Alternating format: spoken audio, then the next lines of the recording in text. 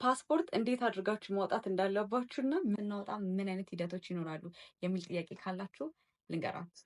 የመጀመሪያ ፓስፖርት ከማውጣታችሁ በፊት ኦንላይን አፕላይ ማድረግ ይጠበቅባችኋል። ዌብሳይቱን አፕላይ ስታደርጉ የታደሰ መታወቂያ፣ የልደት ሰርተፍኬታችሁ እውቅና የተሰጠ ወይም አውተንቲኬት የተደረገ ያስፈልገዋል።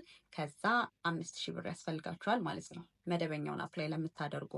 ከዛ በኋላ ዌብሳይቱ ላይ ገብታችሁ የሚያስፈልገውን እያንዳንዱ ሞልታችሁ አፕላይ ካደረጋችሁ በኋላ ቀጠሮ ይሰጣችኋል። እኔ ማክሲመም 6 ወር ምናምን ነው የፈጀው።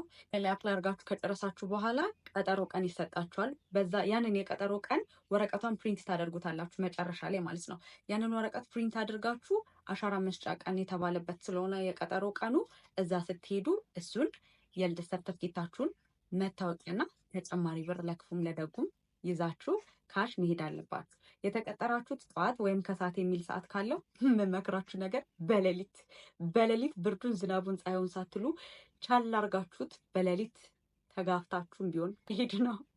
ስለዚህ ልክ እዛ በሌሊት ከደረሳችሁ በኋላ ያበደ ቆንጆ 360 ዲግሪ ያለው ዲ የሚል ሰልፍ ይገጥማችኋል።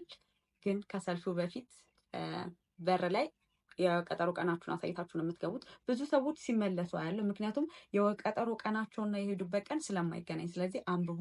ቀጠሮ ቀኔ ዛሬ ነው ወይ በፈረንጆች ቀንና ሰዓቱ ዛሬ ነው የሚለው ወይስ መቼ ነው የሚለውን በጣም ከሩቅ ቦታ የሚመጡ ሰዎችና የሚመለሱ ሰዎች ስላየሁኝ ማለት ነው።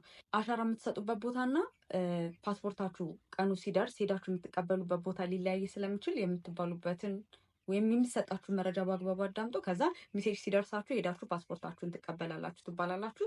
እንደዛ ሆኖ ትሰናበታላችሁ። ማክሲመም 1 ሳምንት አይሞላም። እኔ ሜሴጅ ገባልኝ፣ ሰዓቱ ቦታው የሚገልጽ ሜሴጅ። እሱን ይዛችሁ እኔ ሳሪስ አዲስ አበባ ጋር ያለው ማለት ነው እዛ ነበረ የተቀጠርኩት ወይም እዛ ሄድ እንደወስደኝ የተነገረኝ። ሄድኩኝ፣ እዛም ቀድሜ ሄድኩኝ። እዛ ልክ ስትደርሱ ከርቀት ያስታውቃችኋል። ቀጥ ያለ መንገድ ነው። እዛ አካባቢ ጋር እንደዚህ አይነት ኢሚግሬሽን እንዳለ ያስታውቃችኋል። እዛም ጋር የቀጠሮ ቀናችሁን አሳይታችሁ ነው የምገቡት። ሁልጊዜ ይሄ የቀጠሮ ቀኑን ማለት ነው ከመጀመሪያው ጀምሮ የያዛችሁት ስለሆነ ብዙ ኮፒ ይኑራችሁ። ወደ ውስጥ ስትገቡ በስፔሊንጋችሁ ልትቀመጡ ትችላላችሁ። ፊት ለፊት ላይ ያለ የእናንተ ስፔሊንግ የቱ ጋር እንዳለ ልክ እዛ ጋር ሲሆን ስማችሁ በማይክ ይጠራል።